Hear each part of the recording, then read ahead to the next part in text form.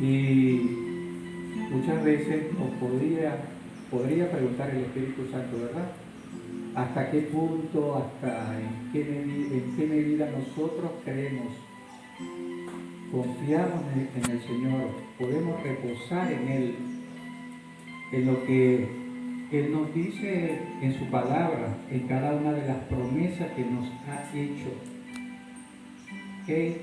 A veces repetimos lo que dice la Biblia, pero a veces parece que viene también sobre nosotros la duda, el temor y el miedo, y se nos olvidan las enseñanzas del Señor.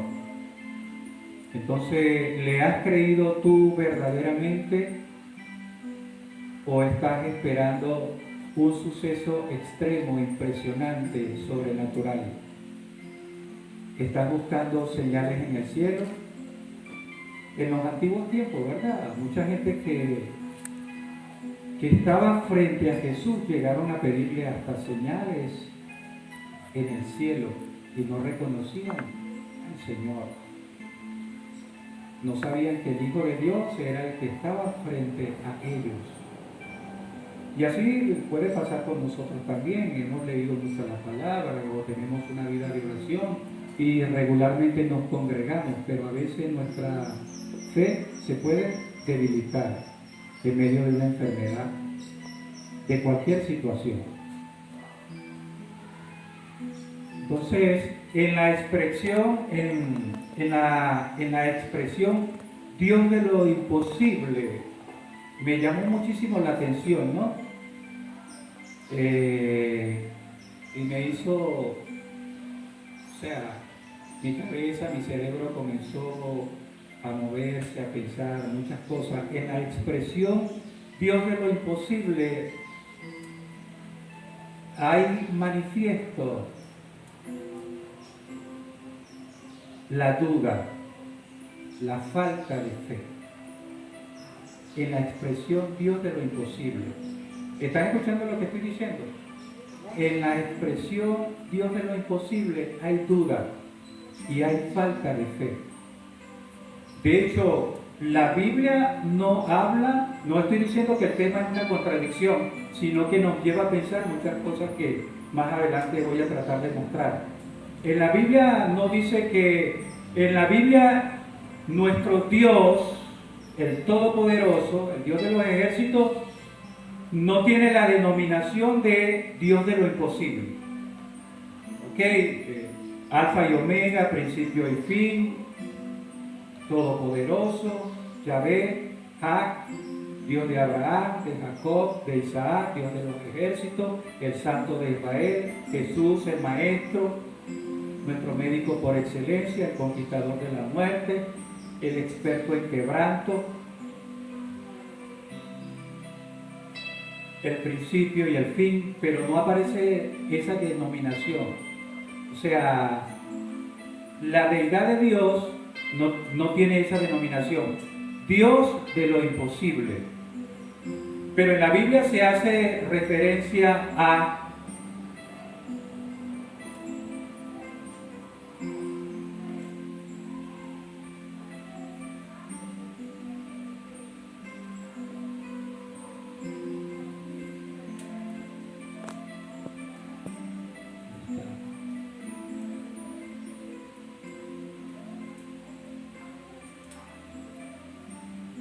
en Lucas 18, en Lucas capítulo 18, entre los versículos 26 y 27, dice: y los que oyeron esto dijeron: ¿quién pues podrá ser salvo? Y él les dijo: Jesús, lo que es imposible para los hombres es posible para Dios. Lo que es imposible para los hombres es posible para Dios.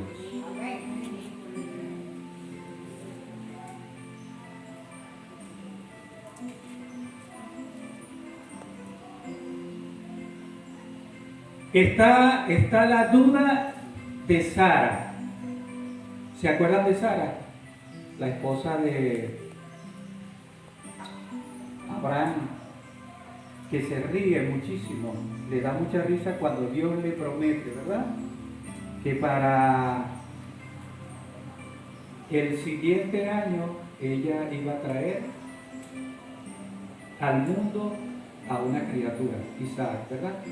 Y como Abraham era de una edad muy avanzada, y también ella, ¿verdad? Ya una mujer con una edad tan avanzada como la que tenía Sarai en aquel tiempo, no podía dar a luz, ¿verdad? Y por eso se ríe. Entonces, la duda estuvo en ella. La duda estuvo en Zacarías, el padre de Juan el Bautista, ¿verdad? El esposo de Elizabeth, la prima de María, la madre de Jesús. La duda estuvo en él. Cuando en el templo, ¿verdad? A la hora de encender el incienso allí, cuando el pueblo estaba afuera, el ángel se le apareció y le dijo que Dios había escuchado su oración y le respondió, ¿verdad? Le dijo que, como dice, no te preocupes, que van a tener un hijo, porque ellos estaban muy preocupados porque no tenían un heredero, así como estaba Sara y Abraham preocupados. Y por eso fue que Zacarías quedó, Zacarías, ¿verdad? Sí, quedó mudo, porque dudó de lo que el Señor le había mandado a decir con aquel ángel.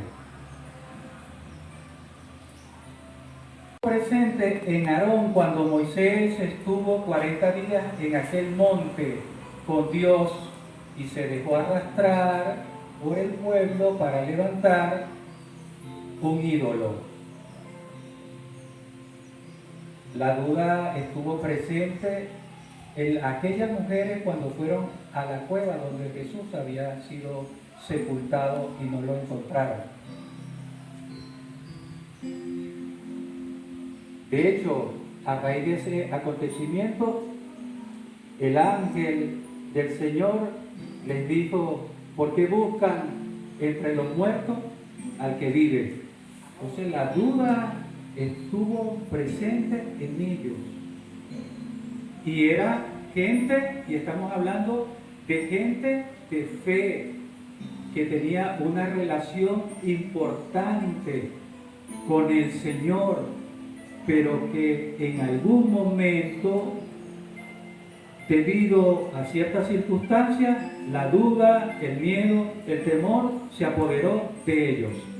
Olvidaron quién era Dios. ¿Sí? Porque la duda vino sobre ellos.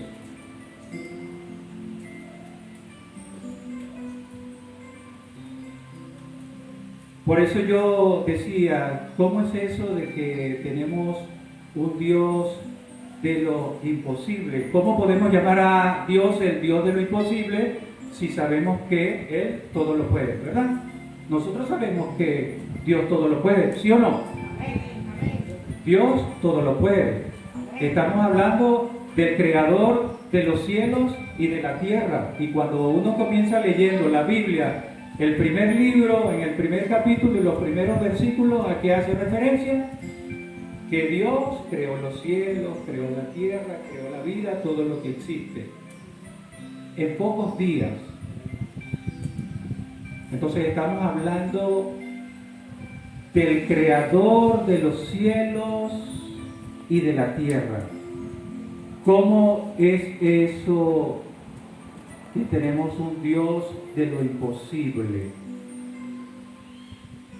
Él creó los cielos y la tierra, lo creó absolutamente todo.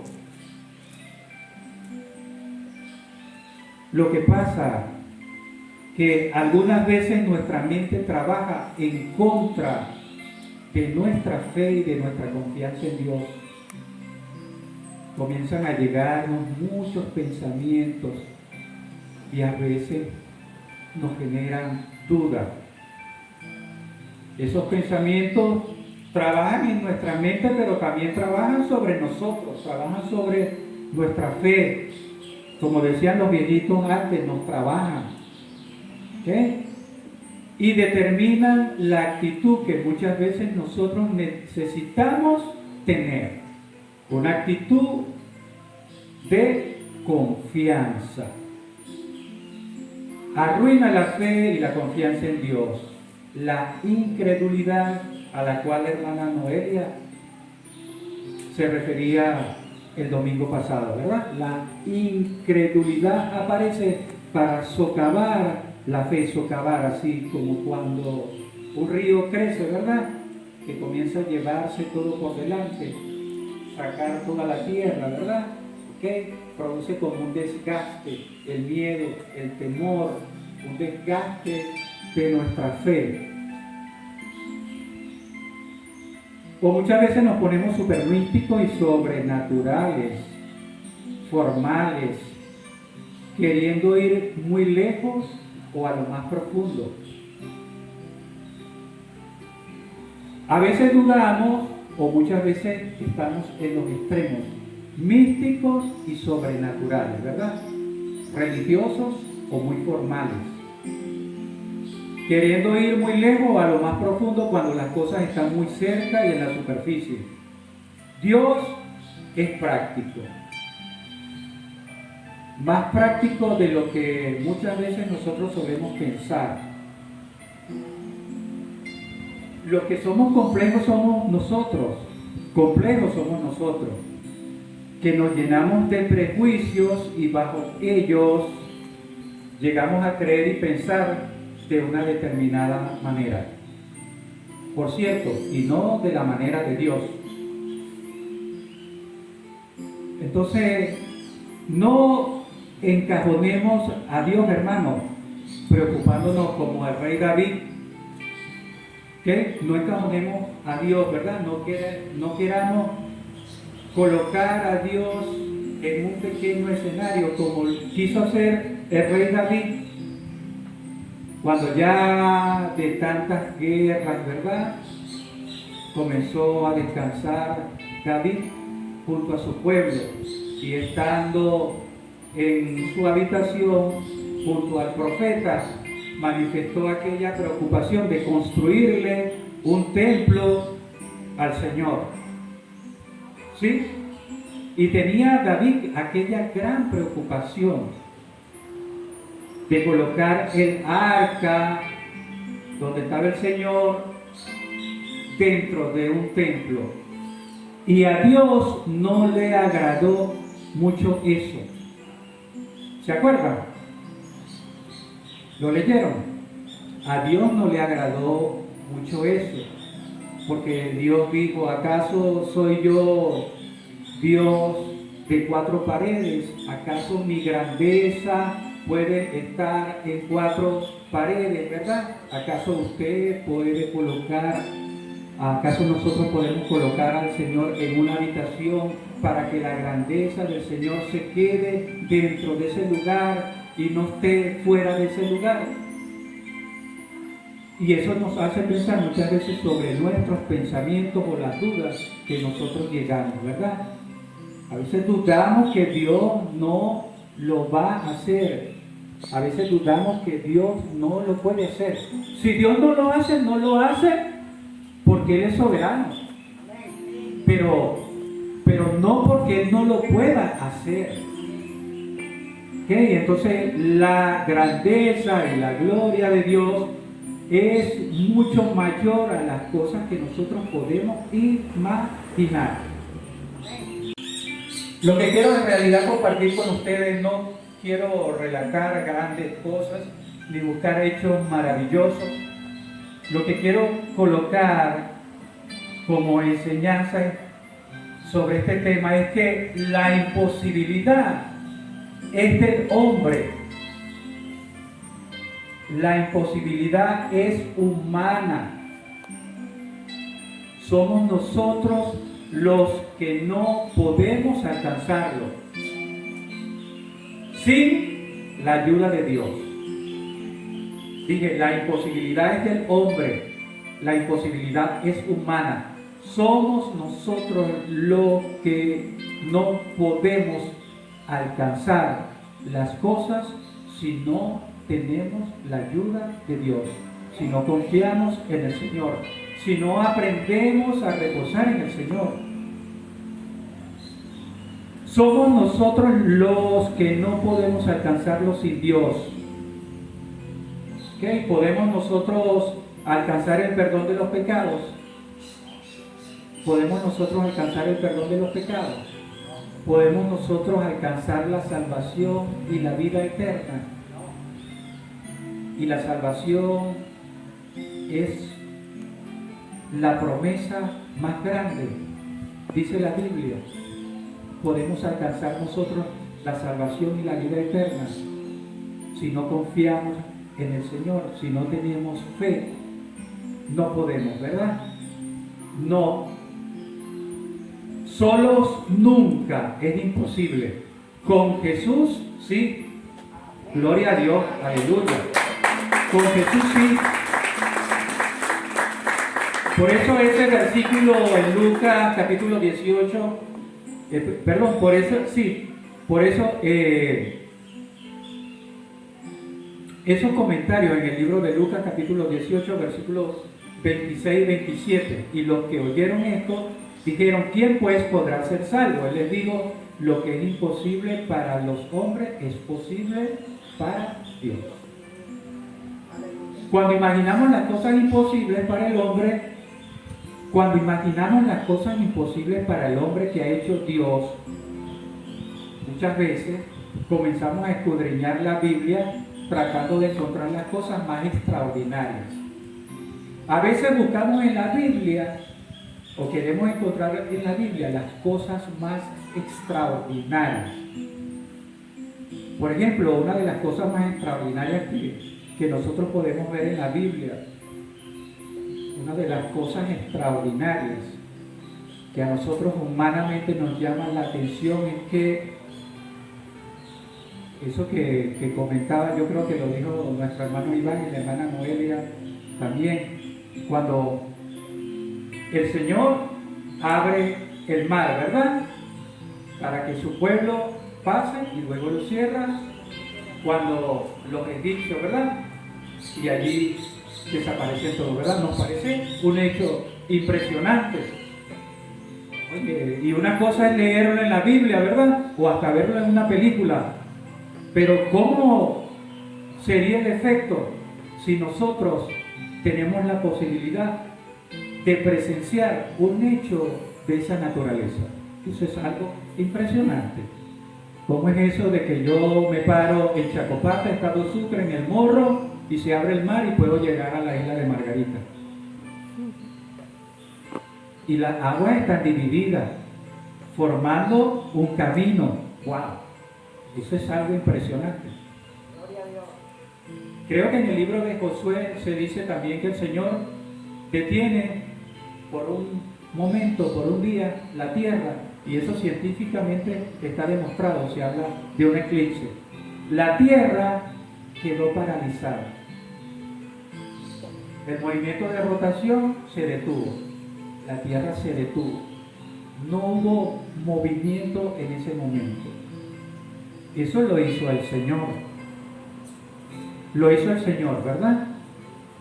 Lo hizo el Señor, porque Dios puede hacer todas esas cosas. Hace muchos años, cuando yo estaba comenzando en el Evangelio, estaba viendo una prédica de un gringo, pero como los gringos son así como sangre fría, ¿verdad? No son como los latinos, más calienticos, ¿verdad? Y uno, ¡aleluya! ¡Gloria a Dios! Y salta y, en fin, decía el pastor, quédese tranquilo, no se altere. ¿Y por qué usted se sorprende? Dios puede hacer esas cosas, ¿verdad? Pero ellos así como calmaditos, pues, serenitos. Lo de nosotros también como una expresión de agradecimiento, ¿verdad? Miren las cosas que hace el Señor. Wow, eso es algo impresionante. Pero a veces nosotros queremos ver los hechos más grandiosos, más extraordinarios. De hecho, esos son los acontecimientos para nosotros humanamente más extraordinarios. Que Dios abra el mar, que no, y el profeta Elías o Eliseo, ¿verdad? Elías. Partieron en carros de fuego. Se fueron vivos para el cielo, ¿verdad? Es impresionante. ¿Quién se quiere ir vivo para el cielo? ¿Nadie se quiere ir vivo para el cielo? Nos vamos a ir vivos para el cielo. Nos vamos a ir vivos para el cielo, hermano, pero no como en aquellos tiempos antiguos, no como no, nos vamos a ir vivos para el cielo por nuestra fe. Porque la muerte para los que creemos en Dios es ganancia. No hay muerte espiritual para los que creen en Dios, para los que son sus hijos. Existe la vida eterna, la salvación y la vida eterna. Entonces, aleluya, gloria a Dios. Como que se nos olvida, ¿verdad? Que Dios puede hacer esas cosas. Y a veces es porque queremos como reafirmar, constatar, corroborar, ¿verdad? El poder de Dios, como si hubiésemos dejado de creer o para renovar nuestra fe. ¿Entiende lo que yo estoy diciendo? Me hago entender. Estoy un poco aburrido hoy así. Me hago entender. A veces queremos buscar en la Biblia esos hechos. O lo habíamos escuchado muchas veces en la iglesia, pero entonces lo estamos viendo en el enlace y como si lo escucháramos por primera vez. Qué cosa tan rara y tan extraña. Sucede a veces, pasa a veces con nosotros, ¿verdad? Con nuestra fe, con nuestra confianza en el Señor. Y es como si hubiésemos olvidado que Él es el creador de los cielos y de la tierra. Parece que eso ya no fuera sorprendente para nosotros y quisiéramos experimentar un acontecimiento aún más contundente, ¿verdad? Porque como estamos medio apagados, ¿verdad? Queremos que Dios haga algo poderoso y sobrenatural. Desaparezca a este gobierno así. A mis enemigos, ¿verdad? Se abra la tierra y desaparezca todo lo malo. Estamos buscando que Dios haga algo sumamente extraordinario, grandioso, como para volver a abrir los ojos.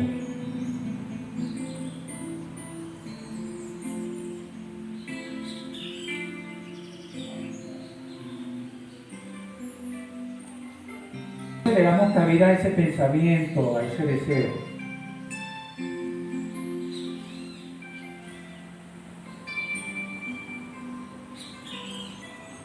Y esto me hace pensar por qué el Señor, después de haber hablado tanto a través de sus profetas, enviando mensajes de exhortación para que se arrepintieran del pecado, se quedó callado por 400 años. En estos días alguien hablaba de eso. ¿Fue usted, hermana Noelia? No recuerdo quién fue. Yo creo que sí, ¿verdad? 400 años, ¿verdad? 4 siglos. 5 por 4, 20. 20 décadas. 20 generaciones. Por 20 generaciones el Señor se quedó callado. Es bastante, ¿verdad? 20 generaciones. Mis hijos, sus hijos, sus hijos, sus hijos. 20 generaciones el Señor se quedó callado, en silencio. No sabemos por qué. Luego, pensando,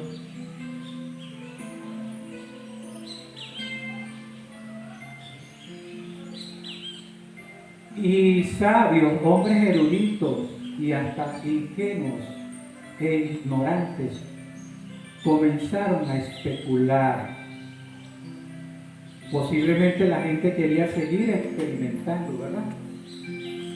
Las grandezas, las obras poderosas, maravillosas, extraordinarias de Dios, escuchando las grandes obras que había hecho el Señor. Y Dios veía sus corazones, Dios veía que en sus corazones no pasaba nada. ¿Ok? Porque a pesar de todas las veces que Él llegó a exhortarlo a través de sus profetas, hasta su pueblo escogido, ¿verdad?, se había apartado de Él. Y cuando sacrificaba animales a través del holocausto, no había un arrepentimiento de corazón. ¿Ok? Simplemente era un ritual. Y por eso fue que el Señor les dijo que estaba cansado de la grosura de sus animales. Porque la gente mecánicamente practicaba esos rituales para que el Señor los perdonara. Entonces, a lo mejor Dios se cayó, hizo silencio por eso, ¿verdad? Porque nosotros, la humanidad estaba de espalda a Él, no le prestaba atención.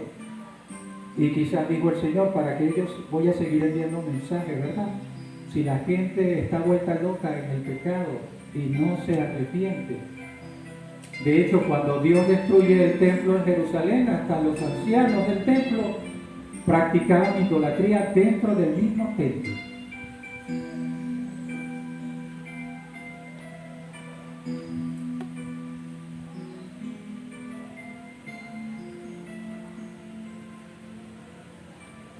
Entonces yo no vine pues para recordar esas obras que están en la Biblia. No vine hoy para comentar esas cosas extraordinarias hechas por Dios,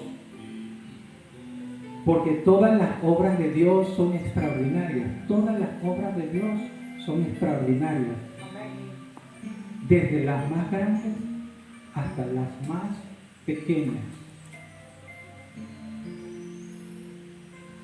Hermano, y yo creo que la obra más extraordinaria que hizo el Señor, que ha hecho el Señor, es la que ha hecho en nosotros mismos, en cada uno de nosotros. Las montañas y los montes son grandes obras del Señor, pero Dios lo podía hacer así. Pero esperar que nosotros le siguiéramos, le adoráramos, le sirviéramos, le amáramos, no dependía del Señor, dependía de nosotros. Porque el Señor nos dio libre albedrío, nos dio la libertad para decidir si le seguíamos, si lo adorábamos, si le glorificábamos. ¿Usted está entendiendo? La obra más extraordinaria que ha hecho el Señor es tocar nuestros corazones, seducirnos con su amor. La obra más grande y hermosa. Uno podría decir imposible para el Señor porque dependía de nosotros. ¿Qué? Porque en nosotros está la decisión de seguirle o de no seguirle, de salvarnos, ¿verdad?, por medio de Jesús, o de darle la espalda y perdernos en el mundo y tener una muerte espiritual. Entonces, ¿qué ha hecho Dios en nosotros? Lo que ha hecho Dios en nosotros es amarnos sin medida, sin condiciones. Y digo más grande porque Él nos dio libre albedrío, la capacidad para decidir buscarle o no, seguirle, servirle, agradecerle. Fue su amor, su bondad, su justicia la que nos sedujo. Fue su amor, su bondad y su justicia la que nos sedujo. la que nos atrajo, la obra magnífica del Señor, majestuosa, grandiosa en la cruz, la más costosa. La obra más costosa del Señor fue salvarnos a nosotros, porque envió a Jesús, su Hijo, para que muriera en la cruz por nuestros pecados, siendo inocente como un niño Jesús, siendo inocente. La luz venciendo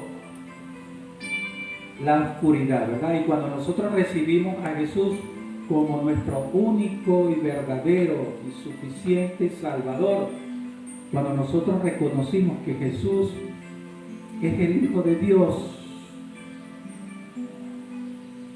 hubo una gran celebración en el cielo, dice la palabra en el libro de Apocalipsis, si no me equivoco.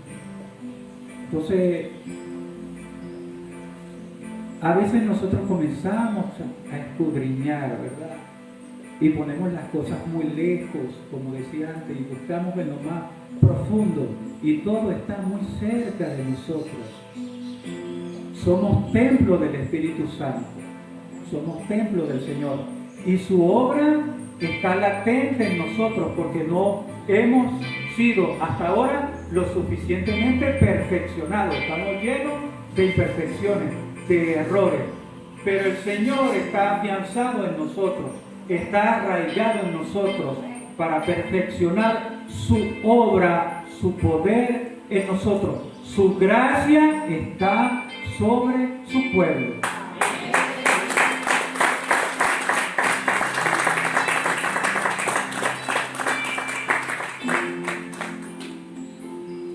Su gracia, su amor está sobre nosotros.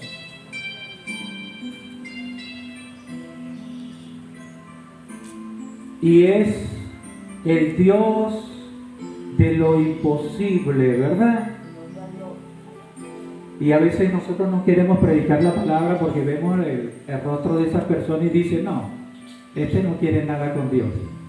Y se nos olvida que el Señor pudo con nosotros, ¿verdad? Pudo conmigo. Como dice en mi pueblo, yo no era muy bueno. Uno va pasando por una calle y dice, adiós Juancho, los amigos, eres muy bueno, ¿viste? Uno no era muy bueno, ¿verdad? Uno tenía el corazón duro, como una roca ígnea, pero el Señor nos atrajo a través de su amor. Jesús nos sedujo, el amor de Jesús nos conmovió y su obra se llevó a cabo en nuestra vida.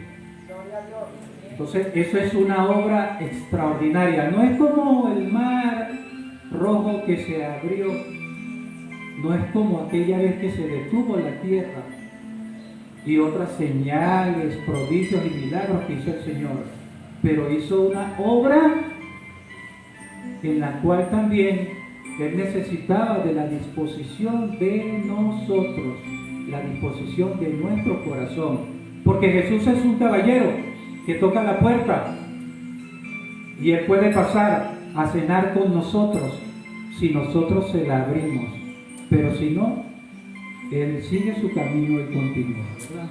Por eso es que Dios está contento con todos nosotros, porque les recibimos. Y eso fue una obra hermosa y extraordinaria. ¿Ok? Gloria a Dios, aleluya, ¿verdad? Esta paz, este gozo que nosotros podemos sentir en este momento. Solo quería colocar este puntito aquí. No quería buscar, Dios mío, no encuentro, pero tiene que haber unos hechos más grandes y más poderosos que esos que fueron anunciados por mis hermanos en las prédicas anteriores. Bueno, y creo que Dios me dijo, pero ¿por qué te vuelves loco, Juan? Acuérdate sencillamente de lo que yo hice por ti, de cómo toqué tu corazón, ¿verdad? Y cómo he tocado el corazón de cada uno de los hermanos, de la iglesia, de la congregación. ¿Ok? Por eso decía el refrán, ¿verdad? Aquel refrán, el viejo adagio, que dice que a veces le buscamos las cuatro patas al gato, porque no nos quedamos tranquilos, ¿verdad? Porque a veces somos curiosos. Entonces estamos agradecidos con el Señor por eso. Vamos a levantarnos pues sobre nuestros pies. Si ustedes lo desean, también se pueden quedar sentaditos.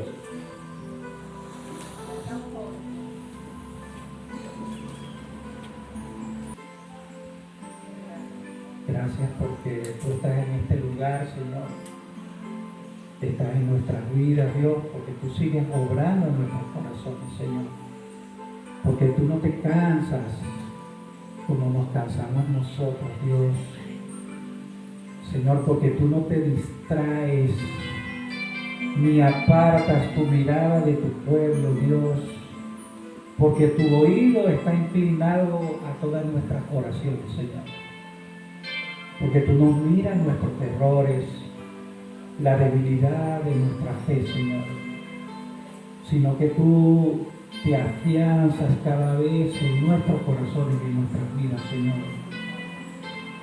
Sigues llenándonos de ti, Señor. Llena nuestros corazones, Señor. Llena a este pueblo tuyo, Señor, que te ama, que te busca, que está convencido, Señor, que tú eres la única y la verdadera esperanza, Señor. Que en ti podemos descansar confiadamente, Señor. Porque tú estás obrando, Señor, en medio de todas estas dificultades, Señor, en medio de este tiempo, en medio de la escasez, de la enfermedad, Señor. En medio de la prueba, Señor, podemos seguir confiando en ti, Señor. Porque tú tienes un propósito en la vida de cada uno de nosotros, Señor. Oh Dios, ayúdanos a entender, Señor. A entender con sencillez, Dios, las cosas que tú has mostrado, revelado en tu palabra y que a veces no percibimos, Señor. Ayúdanos, Espíritu Santo de Dios, Señor. Ilumina nuestros sentidos espirituales, Señor. Abre nuestros sentidos espirituales, Señor. Ayúdanos, Señor. Danos la fuerza y la fortaleza, Señor. Renueva nuestros corazones. Renueva nuestro espíritu, Dios. Gracias porque tú estás en este lugar, Dios. Gracias, Señor. Te adoramos, Padre. Eres un Padre maravilloso, Señor. Eres el Padre que siempre soñamos tener, Dios. Gracias por tu amor, Padre. Gracias por tu amor, Señor. Satúranos de tu amor, Señor. Ayúdanos a mirar a todas las personas, Señor, a través de ti, Señor. A amarlos como tú nos amas, Señor. Ayúdanos a amar al prójimo, Dios. Ayúdanos a amar a las personas que no le agradamos, Señor. Ayúdanos a amar a nuestros enemigos. Si tenemos enemigos, Señor, ayúdanos a amarlos, Señor. Ayúdanos a testificar que tú estás en nosotros, Señor. A que hemos tenido un encuentro real y verdadero contigo, Señor. Te bendecimos, Padre. Te bendecimos, Señor. Bendito seas por los siglos de los siglos, Señor. Solo tú eres Dios, Señor. El Dios vivo, el Dios verdadero. El creador de los cielos y de la tierra, Señor. El creador de todo lo que se ve y de lo que no se ve, Señor. Todo fue hecho por ti, Señor. Porque antes de ti y después de ti no hay nada, Señor. Tú eres el principio y el fin de todo lo que existe, Señor. Nos humillamos una vez más delante de ti, Señor. Paséate por cada vida, por cada uno de los hogares que representan, Señor, nuestros hermanos y hermanas que están acá, Señor. Levanta un cerco de tu ejército, Señor, alrededor de cada uno de ellos, de cada uno de nosotros, Señor. Tu mano poderosa, tu brazo fuerte, Dios de Jacob, esté alrededor de ellos, alrededor de nosotros, Señor. Tu protección, Dios, esté guardando esta iglesia, esta congregación, Señor, a tu pueblo. Tu mano poderosa esté sobre nosotros, Señor, sobre aquellos que están enfermos, Señor. Te pedimos por nuestro pastor y hermano